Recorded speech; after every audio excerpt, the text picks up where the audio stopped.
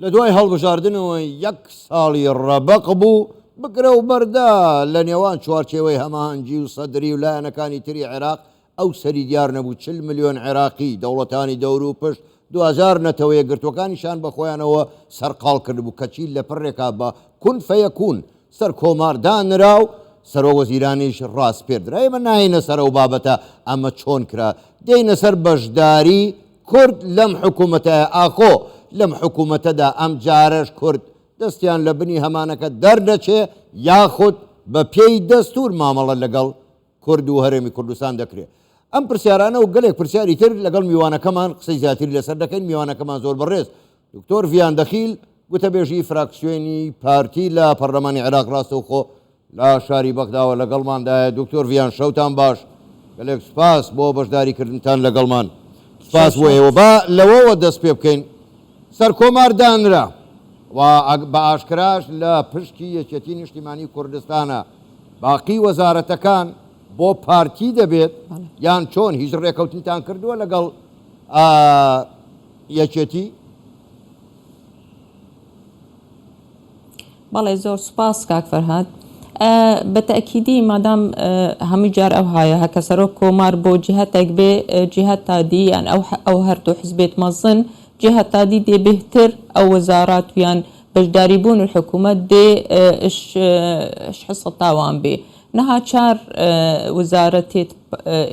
كرد هينا الكابينة محمد شيع السوداني أبانوي هكا هاتا تشكيل كرن تأكيد حتى سي وزارة دي بنا بشي بارتي بلا وزارة دي احتمال بو براية ميت يعني اليكتيان احتمال حزبك ديجي أفا دي إتا مناقشة كرن وبتصور من مناقشة جي قهايا مراحلات نهائي يعني تقسيم ثابتة كرن كسي مقعد يعني سي وزارة بو بارتي ووزارتك بو يكتي كواتا دكتور فيان يعني أو يقلاي بو حزكم جۆمان لە تۆبێ ئەمە کەواتە ئەوە یەکلایی بۆ پۆستی سەرۆک کۆمار هیچێ هیچێتیە بەتەکیدی یەکێتیە کە ئەمە دیار بوو کە مرەشەحمان چێبوون مرەشەحمان یەکەم جار کاک هۆشیار زێباری بوو بەس بەداخەوە بە هەمومان دەزان کوبوو مەسئلەکە کوبوو و دەرچوو لە سیباقی انتخابی دوای مرشحی دیمان بەڕێز ڕێبەر ئەحمەد بوو لە لەحەزاتی هەتا لەحەزاتی ئەخیر دوای جەنابی سەرۆک وای بە باش دیتی کە ماڵی کورد یەک قووەت بی یەک هێزبی باشترە لە بۆمە کە بە دوو کاندید بچینە پەرلەمان لە بە هەندێ ئەمە لە بۆ ئەو کاندیدەمان دەنگدا کە هەمومان دەزانین کە بەڕێز عەبدوڵەتیف رشيد لا يتشتي نشتماني كردستانا بمعنى وتصريحات وانش ديار بو يعني لأخيرا كيكا أو كان دي ديوانا ودرسو أو ذا بشكي أويدي كمقاعد حكومة دبتا لبو بارتي باشا دكتور فيان كواتا بابين سر وزارة كاني بارتي وطان يقلاي كردوا لا وزارة السيادية كان يودلنسيا وزارة بردكوي لا وزارة السيادية كان وزارتها بەباش دەزانن کە بەر پارتی بکەوێت دارایی هەیە نەوت هەیە دەرەوە هەیە ئایا ئەمە بەشێکی بەشەکەی تریشی وەکو سوودانی دەڵێ بۆ هەر پۆستێک داوای سێ کاندیدی کردووە بۆ هەر پۆستێک لەوانە ئێوە سێ کاندیدتان هەیە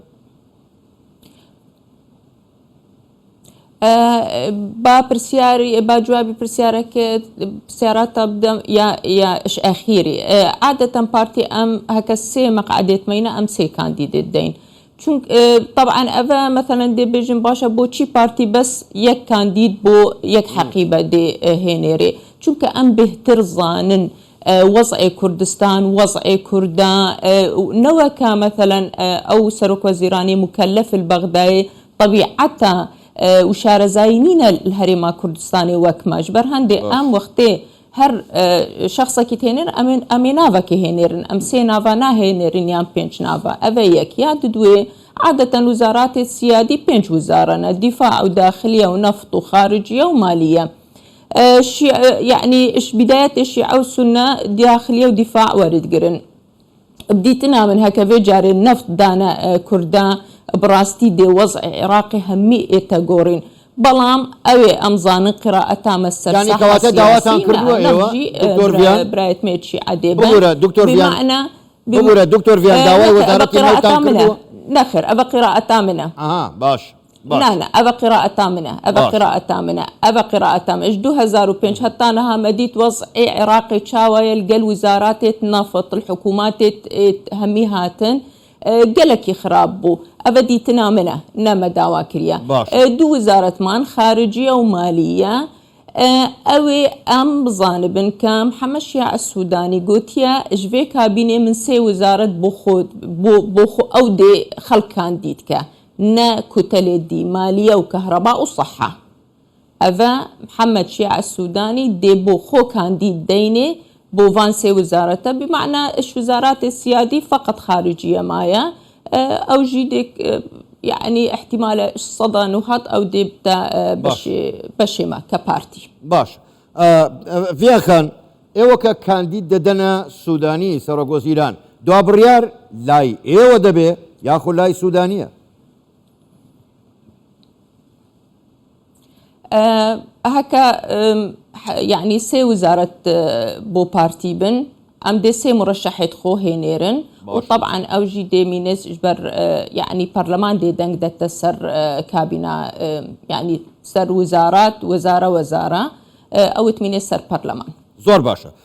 دكتور فيان با واز لبوست وزارية كان بين سر بوست كان يتر بوخو دزاني قال ليك بوستي قرنك يا هر لباليوزا وهي وأمن هي مخابرات هي دفاع هي ناوخو هي لزماني مالكي وكردي اللي ببش كراوة برسيارك أمايا آية أم جارش هر خويان بومان پرکنوا یان ایمه پریکینوا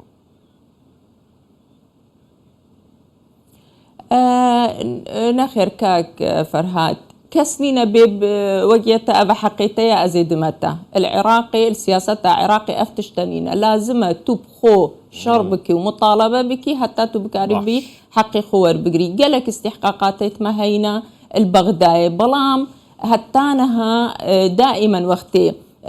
جهة فالاد بي بري أم شخصك بهينيرن أو جهة برد كانوا شخصك خوداتين في جاري وقرارة أنه أف بوستو نشرت وزير بوست دي أف استحقاقات كردا لازم خلكي ما تدابي بتايبتي الجهات تأمنينها مجلس القومي الأعلى هي ومجلس الوطني الأمن الوطني هي وداخلية هي ودفاع هي خلكي كيما تدانينا باشا دكتور فيان با هر باسی هاوبەشی بکەین یعنی هەر ئەوەندە پۆستەکان کورد هەر داوای پۆستەکانی کردو کە پۆست پڕ کرایەوە تەواو ئەمە کورد بەشدارە یاخود مەسەلەکە ئەوە نییە دەبێت هاوبەشی ڕاستەقینە هاوسەنجی سازان لەگەڵم حکوومەتە ڕەچاو بکرێ بۆ ئەوەی وەکو جارانمان لێ نەیە هەر سێ چوار وەزیران هەبێ و تەواو أما لهمو وزارة كان همو جار دائما تركيز السرفي مبدئي كين كشراكة أو توازن أو لا أم شركائن الفي كابينة نأم مشاركة كان مثلا يقدو وزيرة مهينة وخلاص لازم ثقلك مهبة الداخلي مجلس وزراء أبقى جرنجة شونك أم نحزبك أم مكونك مظنين أم قوميات ددوينة العراقي لازم ثقلك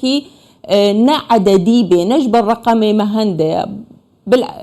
لازم اجبر ثقلي ما تشنده ثقلي ما سياسي تشنده الهمي حكومات يعني اتفاقات تهاتكرم بس تالي مديد بشتي دوسيمها اتفاقات اخواننا تهات نجيب جيكرن في جاري تصورا من بديتنا من محمد شيع السوداني شوان شخصية كان الداخلي عملية سياسية بويا إش يعني إش 2005 وهتانها وفكرة كباش هي السر وضع عراقي سياسي وحكومي ووضع كردستاني بتصورها من أمريكان قهنا مراحل باش في حكومتي دكتور فيان با نكجي دوري برلمان جي دوري أندامة برلمان الداخلي برلمان عراقي أو جي دوري كي قالك جرينجا هكا مكاري أم هوصا دوري خو ببينن كأمن وينريت كردو كردستاني نوينريت عراقي جينا همي زور باشا دكتور فيان دو برسيارة قر بيم خوشة زور براش كاونش ولا مديتو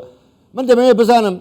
جیاوازی نێوان ئەم حکوومەتە زۆر بەشان و باڵی ئەم حکوومەتە هەڵەدێن هێشتا دروستیش نەبووە وەکو ئەوەی گۆچانی سیحلی پێبێ هەموو کێشەکان چارەسەرکە بەنسبەت کوردەوە من قسە دەکەم بۆ خۆت دەزانی لە زمانی مالیکیەوە هەموو ئەم سەرۆکوەزیرانە حرفی یەیان بەدواوەیە مالیکی عەبادی ئەمە ئێستاش سوودانیە یەیەکی پێوەیە پێت وایە ڕێکەوتنەکەی لەگەڵ کورد بە دیاریکراویش لەگەڵ ئێوە لەگەڵ پارتی دەبێت جێبەجێ بکات بۆ نمونە دەڵێن حکوومەتێکی بەهێز دەتوانێت ڕێکەوتنی شنگال جێبەجێ بکات کە بۆ خۆشت SD دەزانی ئەوە چەند گرنگە دەتوانێت ئەوە جێبەجێ بکات ئەگەر نەیکرد ئەمن زۆر بە سەریحی لە باسی ئەو مەوزوعی دەکەم پێشی تەکلیفی محەممەد شیع السودانی لە یەکێک لە جلسەکانی پەرلەمان بە شکلێکی وازح و سەریح قسەم کرد کە باس کرابوو کە تەکلیف دەکرێتن پێم گوت ئەگەر هاتی و تەکلیف کرای بۆ مەوزوعە مەوزوعەکی زۆر گرنگ هەیە مەوزوع ئیتیفاقیە شنگال جوابەکەوی ئەوە بوو گوتی لە خلالی ئیجتیماعاتی ما زۆر نقاط باز دەکران کە کوو حکوومەتی بێتن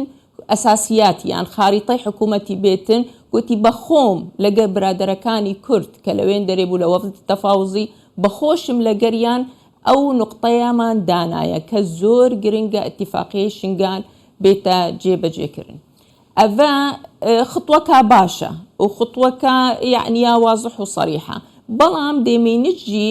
دەورێمە هەتا چەند ئەمتکارن کە ئەندام پەرلەمان خەلکێ شنگالێ و کە کوتلا پارتی ئەم زەختەک و فیشارێک سەر حکوومەتێ بکەن کە تەطبیقا vê ئیتیفاقیە بکە زۆر باشە بە ئومێدی ئەوەی حکوومەتی داهاتوی عێراق وەکو حکوومەتەکانی عەبادی و مالیکی نەبێ و کورد بتوانێ هیچ نەبێ بەشێکی دەستور جێبەجێ بکات زۆر بەڕێز دکتۆر ڤیاندەخیل گوتەپێژی فراکسیۆنی پارتی لە پەرلەمانی عێراق ڕاستەوخۆ لە شاری بەغداوە لەگەڵ ماوەی سوپاس بۆ ئێوە شەوتان باش